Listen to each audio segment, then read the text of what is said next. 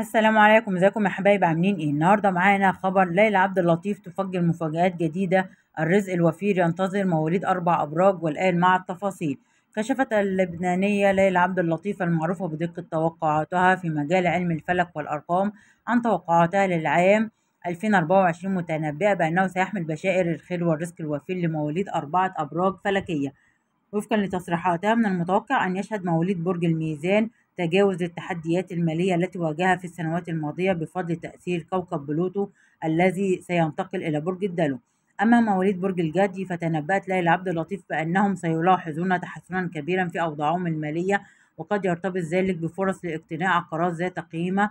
فيما يتعلق بمواليد برج السرطان فإنهم سيستفيدون من نجاحاتهم المهنية التي من شأنها أن تعزز من وضعهم المالي.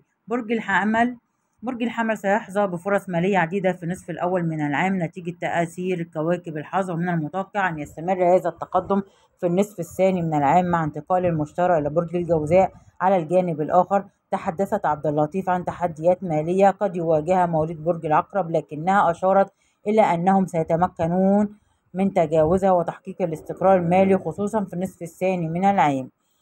ليلى عبد اللطيف التي تعد إحدى أبرز الشخصيات في مجال التنجيم بالعالم العربي تحظى بمتابعة واسعة. وبكده حبايبي يكون ده الفيديو بتاعي، مش تنسوني في اللايك والشير والسبسكرايب وتفعيل الجرس علشان يوصلكم مني كل جديد، وعيلتي صغيرة تكبر بيكم يا أحلى متابعين ومشاهدين القناة. ولغاية ما أرجع لكم بفيديو آخر أسيبكم في رعاية الله وأمنه، والسلام عليكم ورحمة الله وبركاته. لايك وشير وسبسكرايب لأحلى خبر. ليلى عبد اللطيف تفجر مفاجآت جديدة، الرزق الوفير ينتظر مواليد 4 أبراج. والسلام عليكم ورحمة الله وبركاته.